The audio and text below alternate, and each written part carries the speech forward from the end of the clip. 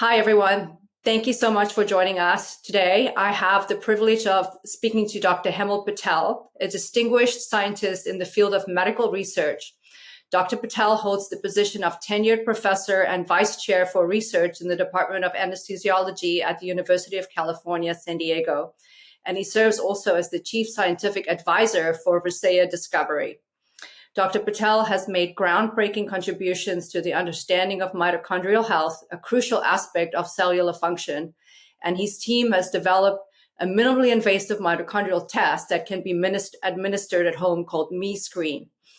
This breakthrough science represents a significant leap forward in health testing, potential transforming how we approach personal health, monitoring, and disease prevention. We're thrilled to have you on the show today. Thank you so much for joining us, Dr. Patel. Yeah, great to see you. I'd love you to start with just a little bit more on your research on mitochondria and specifically this test and how it's different from anything that's been done before.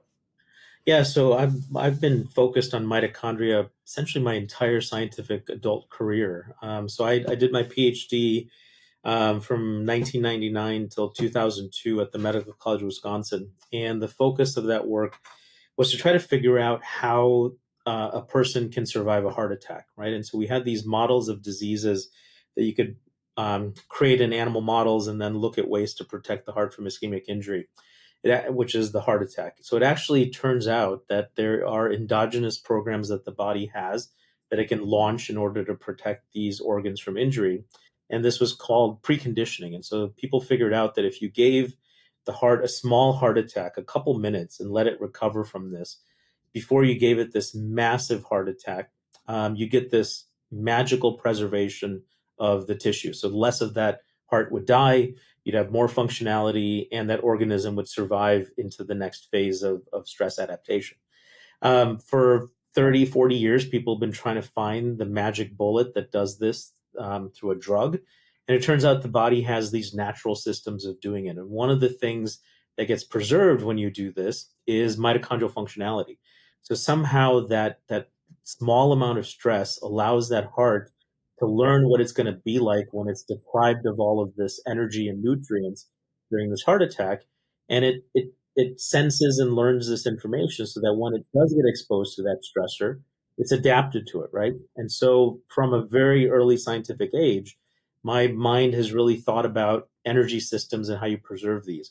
At the end of the day, that's all we are, right? We're a bag of energy that moves around and does all these crazy, amazing things. And as soon as that energy stops, that we're unable to generate that energy, we die. And so that energy calculus becomes important in everything. It's important in maintaining normal, healthy lifestyles, and it's important in creating diseases, and it's important in resolving diseases. And so the mitochondria really become a key feature of all of these things that we're looking at. Fast forward from where I was, in the early 2000s in my PhD to now we're thinking about ways to do this at global scale. When you're in a research lab and you have millions of dollars of equipment at your disposal, you can take your sweet little time and understand the nuances of mitochondrial functionality and in this organ versus that organ, this tissue from this person, this sort of model system. But when you go to scale this to the world at large, you have millions of people that are interested in knowing this. And you can't use those same assays that take you hours and days and months to do at a global scale. And so we really had to resolve that differential of delivering a test that could go from a research grade laboratory test to something that anyone could do in the luxury of their home, and give them essentially the same types of information that we would get from these high-end things that we were doing in the lab. So just for the average person out there, I think myself included, prior to meeting you, I think I didn't give much thought to mitochondria and really what it does to the body. I think that we all are used to doing blood tests and other tests. So this is a very new revolutionary way of testing how healthy we are and even looking at potential precursors to disease. So mitochondria are tiny organelles found in most cells of our body, and it's really the powerhouse of all cells, right? And it's responsible for energy production, for cellular processes, for metabolic regulation, for disease indications and also aging, right? So it's really key to everything that we test in our health and in our health function. So explain to us just in layman's terms why this is so such a breakthrough. Such breakthrough research, and how we can all benefit from that on a day-to-day basis, or as an additional screening that we can do. Yeah. So, I mean, imagine where they came from, right? So they were old organisms, old bacteria. They were probably one of the earliest life forms on planet Earth that got incorporated into a very early primordial cell, like this first cell type, right?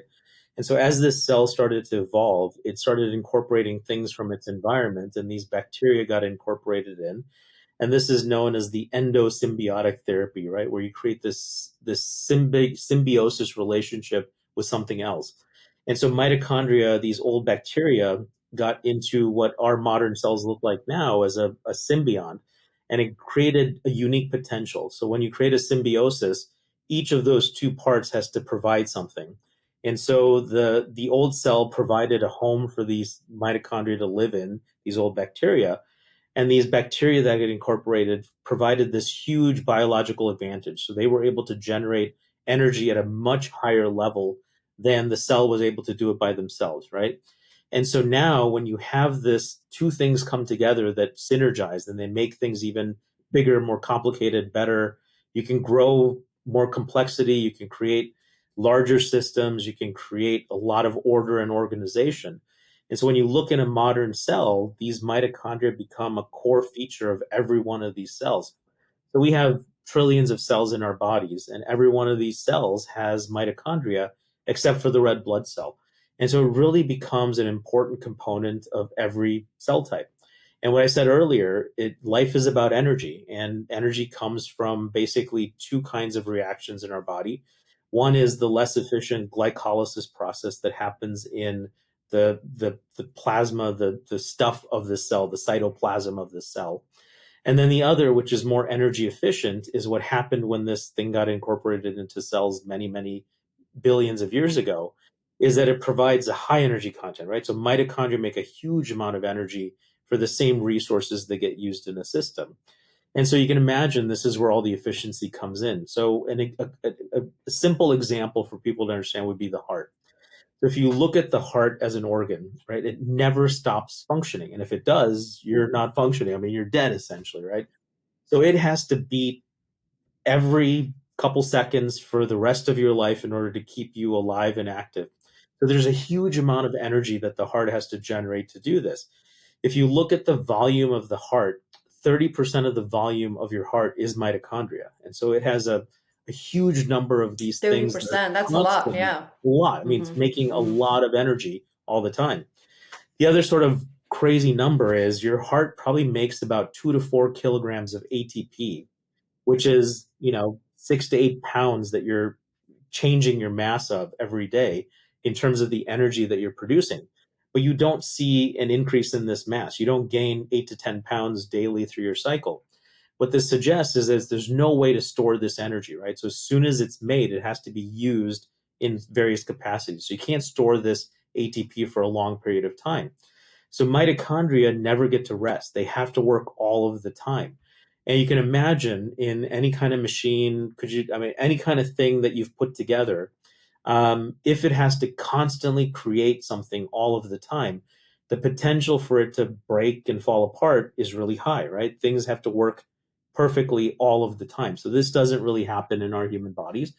We tend to consume things, we get exposed to toxins, we get all of these things that pressure our system to not behave in an optimal way. One of the primary things that these toxins and stressors and other things target is our basic energy systems, right? They target the mitochondria. And so if you look at every non-communicable chronic disease, so heart disease, neurodegenerative diseases, things that you can't catch from someone else, their primary end focus is some sort of dysfunction with mitochondria. And so mitochondria really become these gatekeepers of how well you live and how poorly you live. And if you know where you are on that continuum, it's a great way to then start to fix that core state of who we are.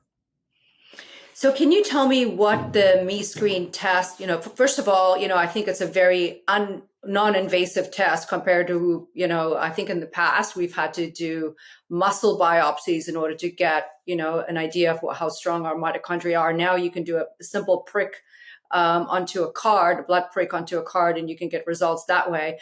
And so I'd love to, you to share a little bit about this test and what kind of markers you look at in this test, and maybe even give us a couple of examples of people that have gone through this testing process, have seen some markers that maybe they, paid some attention to, maybe changed their diet or their supplementation or something else, and how they changed, just so that people that listen to this podcast can understand the value of what you're bringing to the general public. Yeah. So as you mentioned, right, the gold standard in this space has always been a muscle biopsy, where you numb a piece of the leg, you stick a needle into that leg, and you pull out the needle, and some Ouch. muscle comes along.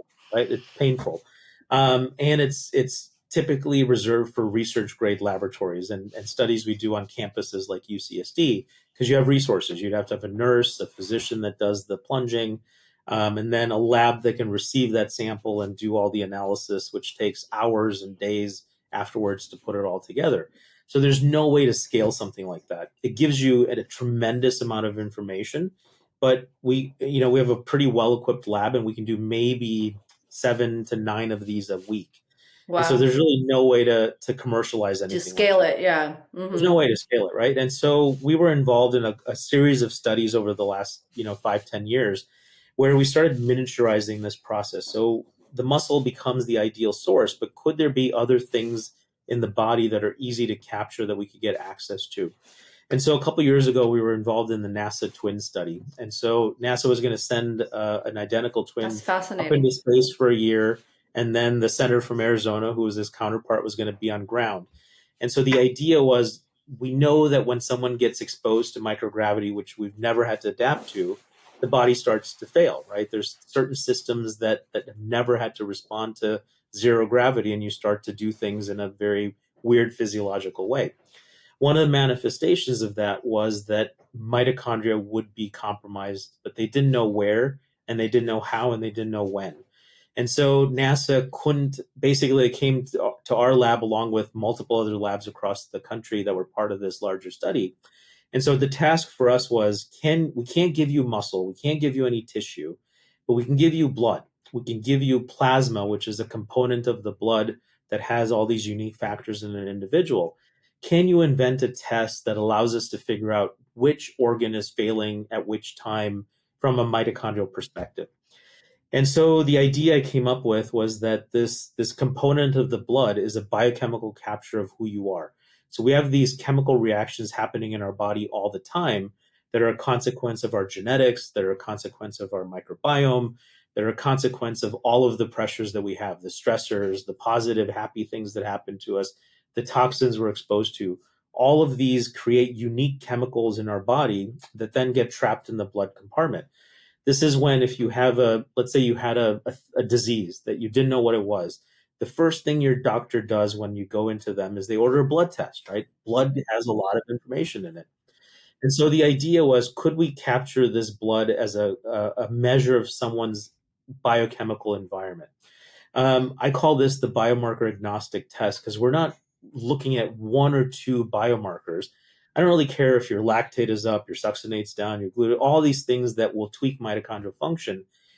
Lots of companies will measure, and they'll try to infer what's happening to your mitochondria. What we wanted to do is develop a test that gives you a functional readout. And so we don't really care what the mix of stuff is. We're going to take the entire mix. And so by capturing you in that blood sample, we can now transfer you onto a living cell that's not your cell, but it's a cell that has mitochondria that we can measure in unique kinds of ways. And now what that cell is seeing is it's experiencing your biochemical environment. So all the chemistry that you create through all of the exposures and things that you have, we can now reflect that with this environmental transfer onto the cell, and we can see how that cell behaves. So for NASA, we were able to predict all kinds of things about where the mitochondria would go awry and which organ system and things like that. What we've done at Versailles and at MeScreen is we've essentially miniaturized this to a blood card. So now you don't even have to go up into space and get your blood drawn, or you don't have to go to LabCorp or Quest. You can literally have this card sent to your home. It's a bilayer card, and lots of companies use this. People are tracking these all the time. It's a very simple card, right? It's one of these things that has a couple windows in it. You poke your finger with a lancet, you put blood into this first window. It's a bilayer, so it wicks the serum into the second window. The system dries, and then it's archived. We've shown stability of this card out to 2 months. And the reason why this is important, at room temperature, it's stable for 2 months. That means we can get a sample from literally anywhere in the world. Someone in Australia could poke themselves and then send it through the slowest mail possible, and it can get to us. And we can still give you an analysis of what your mitochondria look like when you first captured that sample. Right, the card doesn't have your mitochondria in it on that serum component. It doesn't have your mitochondria, doesn't have your cells, but it has your biochemical environment that you've created. We then reanimate that once it comes into our facility. We move it onto a cell, same kind of cells that we were using for NASA. We've optimized it in unique kinds of ways through stuff done at MeScreen and at Versailles. And so now when you transfer that card material onto the cell, you can get all sorts of measurements of mitochondrial functionality. You can look at the mitochondrial stress response. You can look at the energetic profile of your mitochondria. And then we've generated 2 other outside tests that don't relate to the functionality to look at reactive oxygen species generation, which is a huge problem that your mitochondria generate. So everyone knows about free radicals, right? They think about radicals idea where you get these radicals that really damage your proteins, your DNA, RNA, and really lead to dysfunction. The largest source of free radicals in our body are the mitochondria. Complex 3 in mitochondria, one component of this large electron transport chain, is what generates the largest amount of these free radicals in our bodies. And it makes sense, right? The mitochondria are handling oxygen. And a lot of these radicals are reactive oxygen species where an electron gets sloughed off. And now this thing becomes hyperreactive and reacts with anything in close proximity to it. So it can start damaging all kinds of things. And so we developed a part of this assay that looks at how much reactive oxygen species you generate in a basal setting and in a stress setting. And then the final aspect of mitochondria, which is sort of the far out way of thinking about this, is outside of being the powerhouse of the cell, they also become these sensors for stress, and they become these adapters for stress as well. And this is really dependent on how they connect with each other. So mitochondria are networked organisms. So they're organisms living inside us who is an organism, right? And so they like to be socially connected. When they're socializing and connecting, they're able to sense their environment, the stressors, and adapt to it in a unique kind of way. In all of these diseases where there's a mitochondrial endpoint, what happens is they become separated from each other. And so we've developed an assay that looks at the connectedness or the separation of these mitochondria with your environment adapted. And so it's called the network dynamic assay. And we can really look to see what the dynamics of this organelle is. So then by looking at the function, the energetics, the ROS, and the network, you get a huge complete picture of what your mitochondria are doing. And it literally comes from a few drops of your blood, which is just That's profound. incredible. So, So, give us an example of someone that you recently did a test on, you got results and, made some recommendations on changes, diet, supplements, maybe lifestyle, meditation, and how that changed, just so that people can understand the impact they can have and how quickly they can have an impact on their mitochondrial health. yeah, so I mean, one of the things to disqualify as a disqualifier here, just as a qualifier, is that this is not a diagnostic test, right? It hasn't gone through the FDA. We have research we're doing on that end where we will eventually go through disease profiling and things like that. So it's happening. We're working on ideas around this. But right now it's marketed as a research only diagnostic, non-diagnostic wellness kind of well-being test, right? Um, but you notice patterns, and we get information on individuals. And so we've done lots of individuals that, and what we're dealing with in society right now is the ramifications of the pandemic still, right? So lots of people have long COVID, which they got exposed to COVID sometime. They had no major symptoms, but then they noticed that months and after they had this exposure, that they had this draining of energy and other sort of things that sort of grew out of that. And it's broadly classified as this long COVID syndrome. And people have brain fog, chronic fatigue, POTS, other things that they're dealing with clinically. And so we've had people run this on our test because they have this sort of feeling of tiredness all the time. They think they're mitochondria compromised. So they'll tell us they have this diagnosis of long COVID. We'll run it on our system and we see these unique patterns that emerge, that they have this less response on the stress thing. They have unique changes in their ROS and other characteristics that then define sort of who they are from a personal perspective of mitochondria. We had an individual that ran this who, by all intents and purposes, when you look at them, you're like, they look like a completely fit individual, right? And this is a person who's a trainer, a personal trainer who runs her own gym. And she was going through this phase in her life where she would do some trainings, high intensity trainings, and would just feel completely wiped out and had no idea what was happening. And we ran a test on her and we saw these crazy changes in her mitochondrial sort of parameters that we were testing. And we made some suggestions based on some of the things we saw on there, just rudimentary supplements and things that you could do. And she tried some of these and we saw a marked change in her energetic profile and her So she ability changed to supplementation or diet? yeah, supplementation and diet, simple sort of life hacks that you can do in unique kinds of ways. One of the problems with mitochondria is there's 1,000 ways to change our mitochondrial behavior. Unfortunately, it doesn't work the same in every individual. And so it's a lot of trial and error, right? And the uniqueness of this test is that it gives you a way to detect all the bullshit that's out there. There are hundreds of products that say mitochondrial improvement and high energy and take this and you'll be living on cloud and all this stuff, right? And you take them and you don't feel any different, or maybe you feel a little different, but you don't really know quantitatively what's happening. And so this test gives you a way to see if those things are actually doing what they're meant to be doing.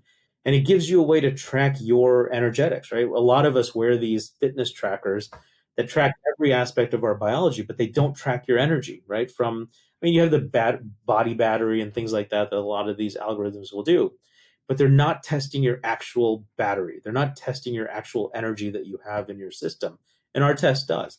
And if you routinely do this every couple months, it really gives you a way to really track your metabolic mitochondrial health long term. So for this particular person that you're giving an example of, did you see particular markers that say, hey, take more omega-3, take more healthy lipids? Sort of give us specifics on how that changed. And I know you've also done a lot of studies on meditation, so maybe we can get into that next on how lifestyle and the way we think, and if we incorporate meditation on a regular basis, how that affects our mitochondria. Because I'm fascinated about the mind-body connection as well and how that affects our health. Yeah. So for this particular individual, we noticed that there were problems with their network dynamics and there were some issues with the ROS, right? So this would suggest at a basic level that there's some dysfunction in their membrane systems. So my lab's been studying membranes for 20 years, and we're very interested in how your plasma membrane, your mitochondrial membrane, your nuclear membrane, all of these membrane systems work to keep the different parts of the cell behaving in a proper kind of way. And the hypothesis we have is that a lot of dysfunction that happens in our cells is because the membranes that hold these unique things separate from each other, they start to fall apart. And when they do, you can no longer see the cell separate from the nucleus, separate from the ER, separate from everything starts to invade everything else. And this creates a lot of confusion for the cell. And so when you get confusion, you start seeing these stress markers like the network and the ROS and things go up. So the initial thought was that maybe there's a membrane issue. And so this individual started on their own a supplementation around lipids, right? So building better membranes, phosphatidylcholine, phosphatidylserine, eating diet rich in good fatty acids like olive oils and eggs and things like that. And they did this for a few months and then they retested and we saw that their numbers got way better on this test. And then when you qualitatively ask them how they're feeling, now they're able to do some of those high intensity exercises and not feel completely wiped out, right? And so there are ways to sort of fine tune and fill out specific aspects of your biology that you can start attacking with easy things to do. Mind body approaches are one of these targets. Diet, exercise are important, easy things to do. I mean, there's so many things that are easy that we don't. Yeah, sleep, sunlight. I mean, there's so many things that we have access to that cost nothing that we never do. right?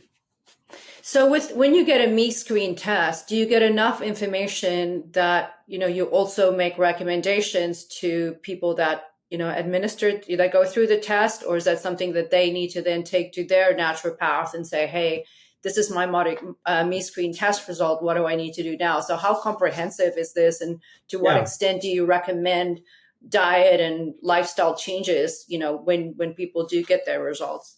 Yeah, so our algorithm will pick out diet supplement kinds of things. It'll suggest these things. Hopefully, these individuals are followed by a provider so they can take these results to their provider. And that's one of our big bases of clients is we work with providers who are interested in this test. So then they use it in their clinic as a way of getting a baseline mitochondrial test and then follow them over time as they're evolving their therapies as well. As more and more consumers start to do this directly, we hope that they'll then find providers that will use these results to help them. There is an option on MeScreen, and we're training providers right now to be able to give a consultation. And so this will be a feature that you'll have access to. So once you take the test, you can sign up for an additional cost to get a consultation. And then they'll give you suggestions of things you can do based on your results from their perspective and what we train them to sort of start thinking about, right? Yep, yeah. Wouldn't it be amazing if these kinds of tests be included in annual health No. screens or medical screens? And would you suggest a mitochondria test in addition to some of these other tests that are on the market right now? I think there's a few other sort of revolutionary approaches to personalizing supplementation and lifestyle protocols. What are your thoughts around that? Yeah, I mean, I have a bunch of friends that are in this space, and they run really cool companies that we're partnering with and thinking about as well from a global perspective. If you could run sort of three tests that would give you a core feature of who and what you are, most people will think about genetics, right? And that's the last thing we think about in biology because it's the potential of something that is or potentially is not there, right? It can be modified in such a unique kind of way. So why even think about that? And we tend to fixate on our genetics, but a dramatic effect, right? But epigenetics and other things tell us that that's not who we are. We can modify those by lifestyle interventions and other things in a positive and negative way. And so I really think that the testing that someone needs to do to figure out their sort of stasis in their health journey, where they are now and how to really improve it or keep it improving if it's good, they want to maintain that. Would be, and I'm sort of selfish in the sense that you have to know what your mitochondria are. That's one of the most important things. So you have to know how energy is moving. So MeScreen becomes a core piece of this. The second aspect becomes the microbiome. Our gut is a very powerful tool that we have, and it's a huge tool that regulates who and what we are as an individual. There's so much diversity in our gut in terms of good and bad bacteria, and the products that they really create who and what we are from a unique sense. If you think back to this idea of what the mitochondria actually was, right? It's an old bacteria that got incorporated into every one of our cells except a red blood cell. So if you think about who the microbiome in your gut, which are bacteria, are going to talk to in your body, they're going to talk to your mitochondria, right? Because they speak the same language. They create this language of chemicals. And this is how I think they're reacting in a unique way. So this is one of the conduits of how I think your gut communicates with the whole body is through this metabolic regulation. So then so MeScreen definitely for your mitochondrial analysis, a mitochondrial gut analysis to look at what your microbiome is doing. And one of our colleagues, Sierra Simpson, who's involved in MeScreen, has her own company called Brilliant Biome. And so she has a really cool way of looking at your microbiome and giving you lots of information about who and what you are from that perspective. And then a third group that's been working with us on a lot of stuff research-wise, as well as we've become really good friends, is a group out of Arizona called Theriome. And so Theriome's whole idea is to look at the metabolic component of the blood. So we're interested in mitochondria. Sierra's group is interested in the microbiome. What Theriome does, it looks at the connection between the two, which is the stuff that's floating around in the blood, right? And so that biochemistry of understanding all of the factors there can give you a huge idea of how all this communication is happening. So from my perspective, the way to really do this is to do this thing which we've jokingly called the Trinity test, right? To do mitochondria, microbiome, and your metabolome. It gives you a huge picture of who and what you are. That's fascinating that you can do all that. And then you also have done incredible research in conjunction with Dr. Joe Dispenza on the effects of meditation on all of our biomarkers. And, I know that this is sort of two areas of study that you're involved with, but, in some ways, I feel like at some point those two are going to converge and we're going to understand the impact of, our thoughts and, how we spend time connecting with ourselves internally, how that affects our bodies, our microbiomes, and every other biomarker as well. Have you seen a direct correlation between mitochondrial health and the effects of meditation? I don't know if you've done any studies on incorporated mitochondria testing in studying the effects of meditation, or that that's something that you're planning to do in the future. Yeah, so we haven't run MeScreens from that, but we've done rudimentary versions of the MeScreen with the meditation samples that we can do in the lab. And these are intensive week-long events, and you've been to them, I've been to them, and they transform who and what you are. You go in as someone, you come out as someone completely different. And so there has to be a change that accounts for this complete change in who and what you are psychologically, and we see biochemically as well. So we see those same things change. The microbiome shifts in these individuals that go through a week-long event. Their metabolomics changes, so the stuff that's circulating in their blood changes. And then when you put this blood on cells and you look at their mitochondrial potential, it changes as well. So we do capture that dynamic. So there's certain things that you can do that really can push the mitochondrial biology very rapidly, and meditation seems to be one of them.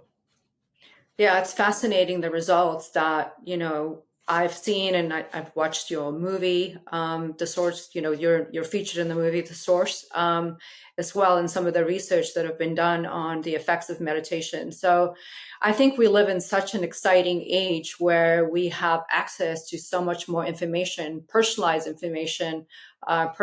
body, biomarkers that we can make decisions on to affect our health. And it's a very, very exciting time. And I think we're seeing in the nutraceutical space that personalized supplementation is definitely, where we're headed. And it's a really exciting time for us because we have the information to really make significant changes to our Yeah. health and Yeah. our mindset as well. Yep. And I think people understand that information better now as well. Right. I mean, and the pandemic did a lot of horrible things, but I think it changed the scientific vocabulary of individuals. I think if you looked 5, 6 years from now and asked people what PCR was, no one could tell you what a PCR reaction was. Now you don't have to define it. Everyone knows what a PCR test is, right? Because you've done lots of them, or you've had to do lots of them. Yeah, absolutely. So I would love you to share for people that are interested in learning more about this test, how they can get access to it. I know you're going to offer a discount code for our listeners as well.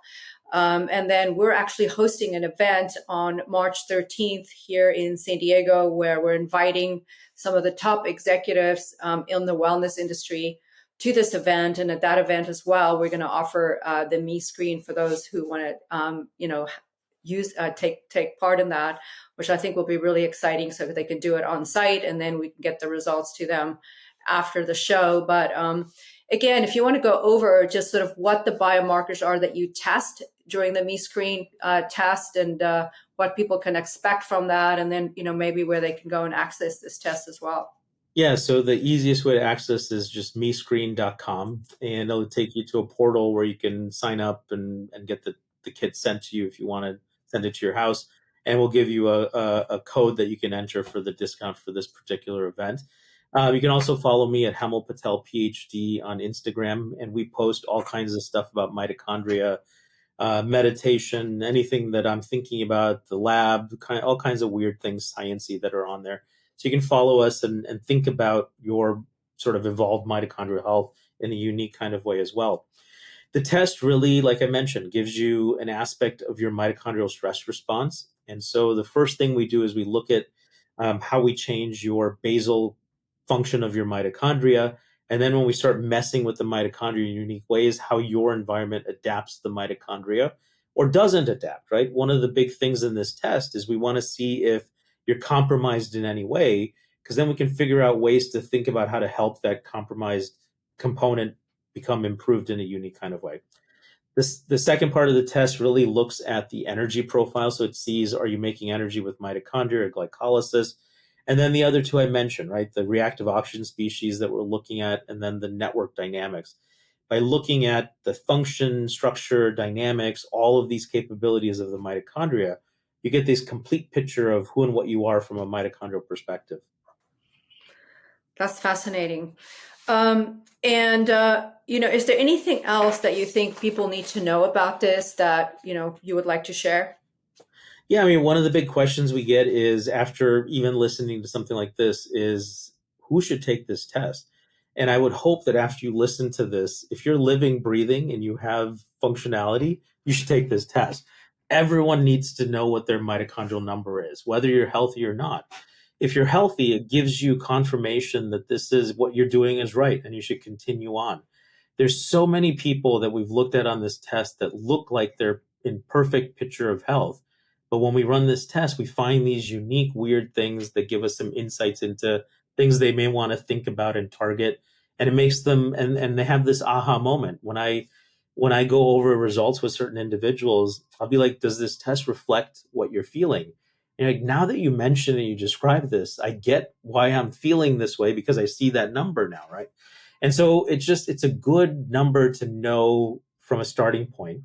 And then if it's great, forget about it for a year and do it once a year, just to see if you're maintaining your lifestyle and you're maintaining your mitochondrial functionality. If it's not a great number, then it gives you a way to start thinking about targeting that particular aspect of your health. The fact that your mitochondria are in every part of your cell, every part of your body, and every cell except your red blood cell, means that if you start improving them in a unique way, you're going to see improvements all over your body, right? And this is profound to think of it that way. And it makes it so easy if you have that information to make the adjustments and to incorporate a healthy lifestyle. I think that information just empowers you to do more of what you're doing already, or to add additional, supplements or lifestyle changes. So in your mind, if you had to say, obviously you want to stay within the mid range when you get your results. You don't want to be out of one of the outliers. So is that correct? So you're looking to see if It you're is, in and I the mid think range. mid-range for most things. I think as we do more and more of these tests, we'll be able to give you even more information.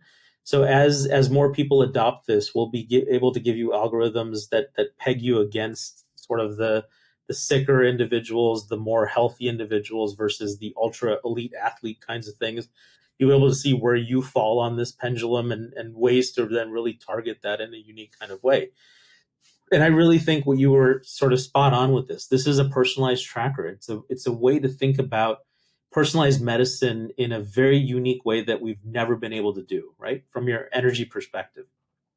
Yeah, absolutely. So, if you can say, from your experience and looking at so many people's results, what are the main things that people can do on a daily basis to positively affect their mitochondrial health? I know we talked about in the past about cold plunges, Yeah. red light sauna, Yeah. hyperbaric chamber, supplementation. What are the things that stand out in your mind that people can do to improve their mitochondrial function? So this, I think, from a generalized thing, is hard to say. Like I said, right? Everyone is different and they respond to different things. But as a cell biologist, when you look at how to fix mitochondria, it becomes a very easy problem, right? It's easy to say, but it's hard to actually functionalize. So there's three things you have to target. One is what we start with most people who have dysfunctional mitochondria. Their membranes are not working like they should. And so you That's really need lipids, right? lipids, right? So you really need to supplement with good lipids, good diet that has good lipids to rebuild that foundational And we've structure. all been taught that fats are bad for us. I think that was the past, is like low fat diets, don't eat eggs, don't Yeah. eat, Well, now fat, the new thing fatty is eggs. meat. I think eggs are in, so is butter. So um, it fluctuates. It goes back and forth. And being a membrane biologist, this is all we focus on. We focus on fats in your membranes. They become a really important part of your membrane, and you need good membranes. Fats in your blood are bad, but fats in your membrane really are an important aspect of maintaining resiliency and sort of malleability in systems, right? It allows us to adapt to a lot of stressors in unique kinds of ways.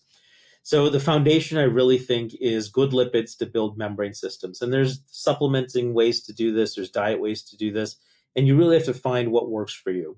We've tested a couple things that our algorithm will sort of fiddle out to you. If it comes out that this is something you need, we'll actually ping that to you on our thing. And one of the things that, we're sort of, everyone who's working on this from a scientific angle are purists.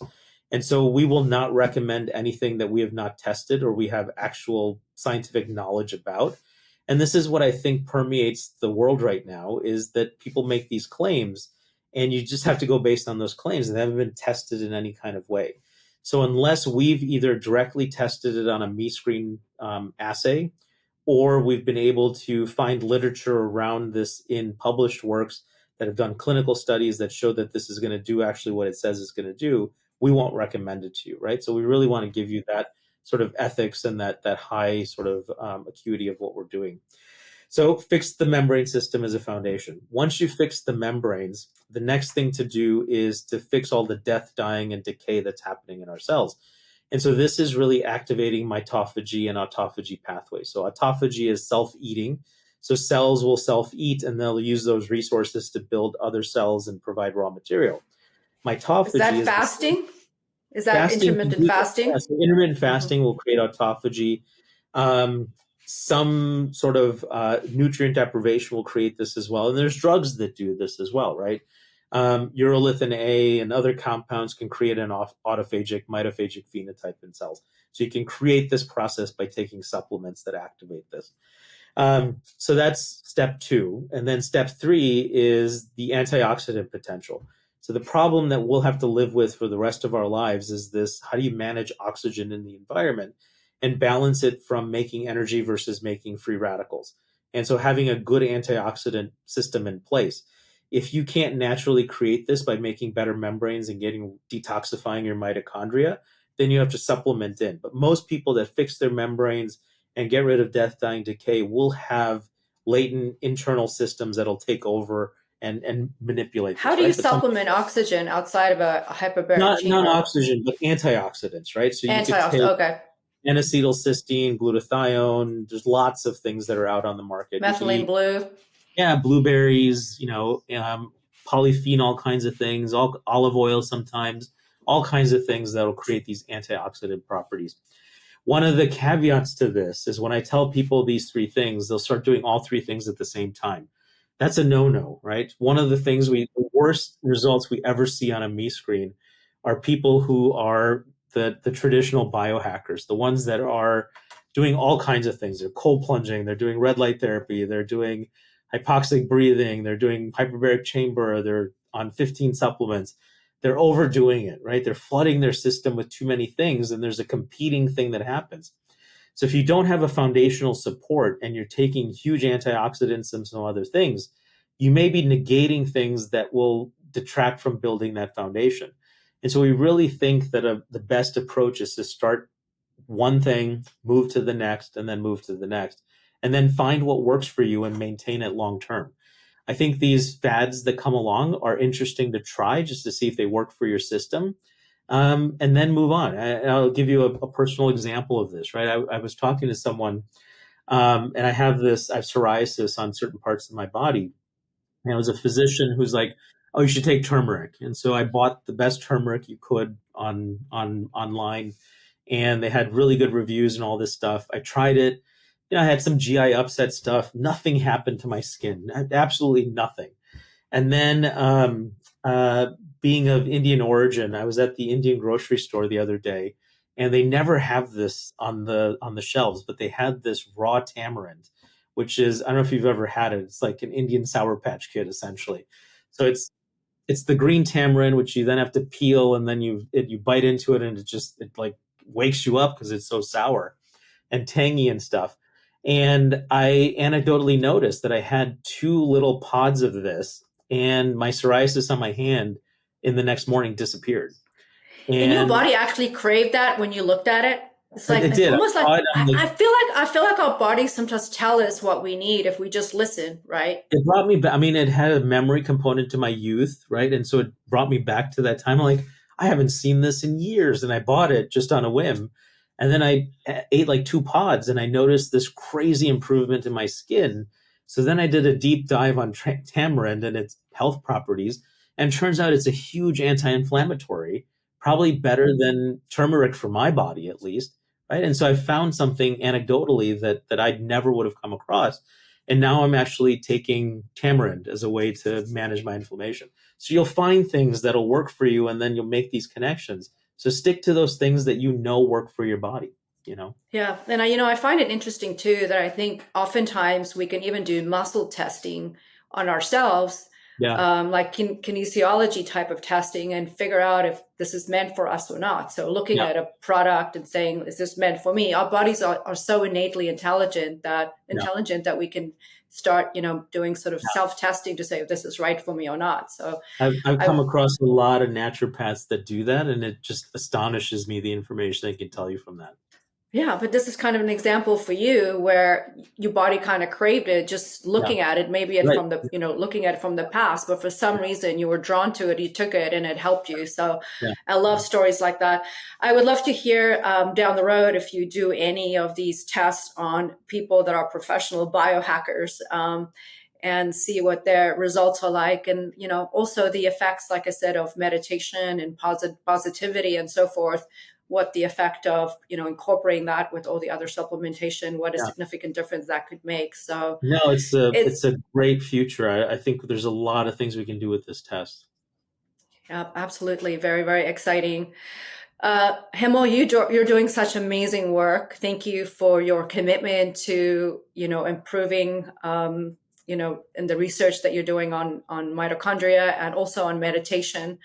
I'd love you to get onto another podcast to share the work that you've done with Dr. Joe Dispenza, because I think that's profound to actually now have scientific evidence of the benefits of meditation just after a few days. And, I think that's definitely information that our audience would love to hear. So I Yeah. know No. we're sort of out of time today. I'm really grateful for the time that you spent with me.